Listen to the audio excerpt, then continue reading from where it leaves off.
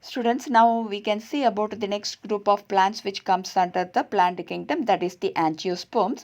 Angiosperms we will be dealing in detail in the forthcoming chapter. So here we can see a small brief account of that. Okay. So angio means covered and sperme means seeds. So they produce seeds which are covered. That means they are enclosed by fruits. The seeds will be present within the fruits. Okay. And these angiosperms are the flowering plants. They produce flowers in which the pollen grains or the ovules will be developing. That is, the male and the female sex organs will be present in the flowers. Okay. And these angiosperms are a large group of plants and they can be seen everywhere. That is, in a wide range of habitat we can see them. Their size also varies. They range from smallest to Wolffia. Wolffia is the smallest plant, smallest angiospermic plant, and it ranges even to tall plants like eucalyptus, which can grow over 100 meters also. Okay, and these plants will be providing us with various products, important products we can get, like food we get, fodder. Fodder means food for animals, fuels, medicines, or other commercially important products like resins, gums, tannins, aromatic substances, etc. Isn't it? Then these angiosperms are divided into two classes, that is dicotyledons and monocotyledons. The dicotyledons are having two cotyledons in their seed. The leaves are reticulate. The leaves show reticulate venation, that is network like venation will be there. Then the flowers are tetramerous or pentamerous. Tetramerous means the floral whorls are 4 in number. Pentamerous means the floral whorls are 5 in number. Okay. In monocotyledons, they are having single cotyledon in the seed and the leaves show parallel venation and the flowers show trimerous. Flowers are trimerous. That means 3 in number. The floral whorls are 3 in number. And inside the flower, or in this flower, if you see, both male and female sex organs are present. The male sex organ is the stamen. Okay, so this is the stamen. Here it is shown. It is the stamen. It consists of the filament. This is the green color structure is the filament, and this yellow colored structure at the tip of the filament is the anther. And in this anther, what is present? The microsporangia is present. And in that microsporangia consists of pollen mother cells which will undergo meiosis to produce the microspores. Or we can say pollen mother cells can also be said to be as microspore mother cell which undergoes meiosis to produce the microspores. So this microspores will mature to develop into the pollen grain. Okay. Now, the female sex organ of the flower is called the pistil. What is it? It is the pistil, and it consists of three parts. The basal part is the ovary, then this slender part is this style, and at the tip we can see the stigma. So these are the three parts of the ovary, and in this basal swollen ovary we can see the ovules. Here you can see the structures present inside, that is the ovules. Okay, and inside this ovule is the megasporangium, and in that megasporangium only one megaspore mother cell will get differentiated, and this megaspore mother cell will undergo meiosis and it produces 4 haploid megaspores. In that 4 haploid megaspores, 3 will be degenerating and only one will be developing into the embryo sac. Okay, so one develops into the embryo sac. When we see this embryo sac, if you assume this as the embryo sac, it is having an egg apparatus. Egg apparatus means it is having 3 cells. In the center is the egg and 2 are the synergids. Okay, the center cell is the egg cell and the 2 are the synergids. Then it is having 2 polar nuclei in the center, and at the tip also, at the other end we can see 3 cells. They are the antipodal cells. Okay, so these are the antipodal cells. This is the polar nuclei and this is the egg apparatus which consists of one egg and 2 synergids. Okay, now the polar nuclei will be fusing together with each other and it forms the diploid secondary nucleus. Okay, and the pollen grain, when it is matured, it will be released from the anthers and it will be carried by the wind or by water or by any biotic agents like the insects or any other organism, and thus it will be reaching the stigma of the pistil.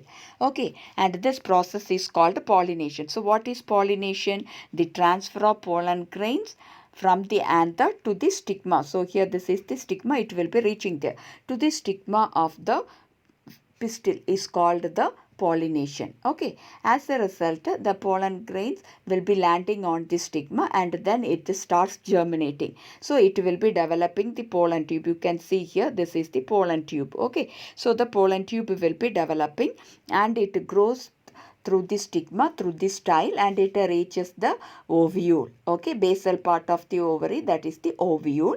And there the pollen tube will be releasing two male gametes. Actually, the pollen grain will be having one nucleus, isn't it? It will be dividing mitotically to produce two male gametes. Two nuclei will be formed that act as the two male gametes. Okay, so when the pollen tube reaches the ovule, what happens? It will be releasing the two male gametes there. So one of the male gamete will be fusing with the egg, and that process is called syngamy. Okay, so here you can see the pollen tube is reaching there, and then it will be fusing with that is, it releases the two male gametes. One male gamete fuses with the egg, and that process is called syngamy, and it produces a diploid zygote. The other male gamete will be fusing with the diploid secondary nucleus. What is the diploid secondary nucleus? It is formed by the fusion of the two polar nuclei. Okay, now the next male gamete will be fusing with this diploid secondary nucleus, and this process is called a triple fusion. Why it is called a triple fusion? Because three nuclei are fusing, isn't it? And as the syngamy and triple fusion occurs in angiosperm, it is called a double fertilization, which is a unique event which occurs in angiosperms. Okay, now this zygote will be developing into the embryo, and the primary endosperm nucleus, that is the pen, will developing into the endosperm. What is that pen? It is formed as a result of triple fusion. Okay, so that will be developing into the endosperm. What is endosperm? It will be storing the nutrients in it, and that nutrients will be provided to the developing embryo. Okay, and what happens to the synergids and the antipodals? They all will degenerate after fertilization, because there is no use of that. They cannot develop into any structures, so they will be degenerating. Okay, then later this ovule will be developing into the seed, and the ovary will be developing into the fruit. So this is about the life cycle of angiosperm. Now, when we see about the plant life cycles and the alternation of generation in plants, we can see both haploid and diploid cells can be seen, isn't it? In some plants, haploid plant body will be there, that is the gametophytic generation will be the main plant body. In some others, the sporophytic generation is the main plant body, isn't it? If it is the gametophyte, their plant body is formed of haploid cells. If it is sporophytic generation, their main plant body is formed of diploid cells, isn't it? Both this haploid and diploid cells can divide by a type of cell division called mitosis. So what is this mitosis? It is equational division, that is, it divides into two daughter cells, and both the daughter cells will be having the same number of chromosome as that of the parent cell. That is, if a haploid plant body is there, if a haploid cell is dividing by mitosis, it can produce only haploid cells. Okay, this haploid cells cannot divide by meiosis, because already it is haploid, it is having only one set of chromosome. Again, it cannot divide into further half as a data. But diploid cells, they can divide by mitosis and can produce diploid cells again, or it can undergo meiosis to produce haploid gametes. Okay, so like that, diploid cells can undergo both mitosis as well as meiosis, but haploid cells will be undergoing only mitosis. So this can be seen in the plant life cycle. Okay, so we can say there are three plant life cycles which can be seen in different types of plants. Okay, what are they? They are haplontic life cycle, diplontic or haplodiplontic life cycle. So first, when we see about this haplontic life cycle, so here the sporophytic generation is represented by only by one celled zygote. That means in such plants, which is the main plant body, it is the haploid gametophytic generation. Okay, that's why this life cycle is called as haplontic life cycle. So here the dominant photosynthetic free living phase is the gametophyte. Okay, the dominant plant body, the dominant photosynthetic free living phase is what? The gametophytic phase or the gametophytic generation. Okay, so you all know gametophyte is haploid in nature. That's why this type of life cycle is called what? Haplontic life cycle. So the sporophytic generation will be represented by only by one celled stage, that is the zygote. So what happens in this zygote? Zygote is diploid, isn't it? So this diploid zygote will be undergoing meiosis. As a result, what will be formed? Haploid spores will be formed. This haploid spores will be developing into the dominant photosynthetic free living gametophytic phase, that is the haplontic life phase. Okay, I hope you are able to understand this. So this kind of life cycle is termed as haplontic. So haplontic means you should remember that the dominant phase is the haploid gametophytic phase and the diploid phase will be reduced to one-celled zygote. So this type of life cycle is seen in Spirogyra and some species of Chlamydomonas. Okay. Now, when we see about the next type of life cycle, that is the diplontic life cycle. So here which is the dominant phase? It is diplontic, means diploid sporophytic phase is the dominant phase. It is the dominant photosynthetic independent phase. Now here the gametophytic generation will be very much reduced. It will be represented by one or a few celled gametophyte. The gametophyte will be haploid in nature. Okay, so here the gametophyte is represented by one or a few celled gametophyte. Okay, this normally is seen in which plants? Gymnosperms and angiosperms. So now I have explained about the angiosperm. So here we can see diplontic life cycle, that is the sporophytic generation is the dominant one and the gametophytic generation is reduced to single or few celled haploid gametophyte. Okay, so the example we can say it as gymnosperms and angiosperms, and even an alga, that is the fucus, can also show such a diplontic life cycle. Okay. Next, when we see the haplodiplontic life cycle, so it is exhibited by the bryophytes and the pteridophytes.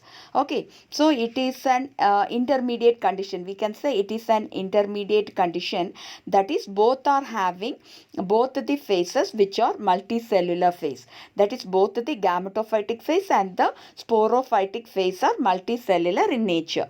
Okay, in bryophytes, if we see a dominant independent photosynthetic thalloid or erect phase, okay, it is represented as the gametophyte. It is the haploid gametophyte. Which is the haploid gametophyte? It is the dominant independent photosynthetic thalloid and erect. This is the haploid gametophyte. It alternates with a short-lived multicellular sporophyte. The sporophyte is short-lived, but it is multicellular and it is either totally or partially dependent on the gametophyte. Okay, for attachment or for getting nutrition. So this is seen in bryophyte. If you go back and see the life cycle of bryophyte, it will be clear to you. Okay, now if you see the pteridophytes, here the diploid sporophyte is represented as the dominant independent photosynthetic and it is the vascular plant body.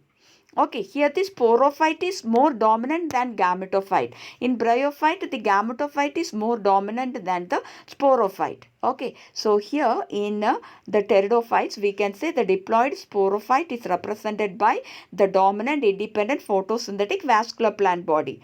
And it alternates with the multicellular, autotrophic or saprophytic but independent short-lived gametophyte, haploid gametophyte. Okay, so here the gametophyte is also multicellular. Okay, and it is independent. That's why we are considering it under haplodiplontic life cycle. Okay, so I think you are able to follow. Okay, so in bryophytes and pteridophytes, we can say an intermediate life cycle is exhibited by them. So that life cycle is said to be as haplodiplontic life cycle. Here both are multicellular in nature. Both the generations are multicellular in nature. Okay, and some of the algae are haplodic. So here we can say algae such as Ectocarpus, Polysiphonia, kelps, okay, these all are what? Haplodiplontic in nature, and fucus and alga is diplontic in nature. Okay, most of the algae are haplodic. Some like Ectocarpus, Polysiphonia, kelps are haplodiplontic, and fucus alga is diplontic in nature. Okay, so this is about this chapter.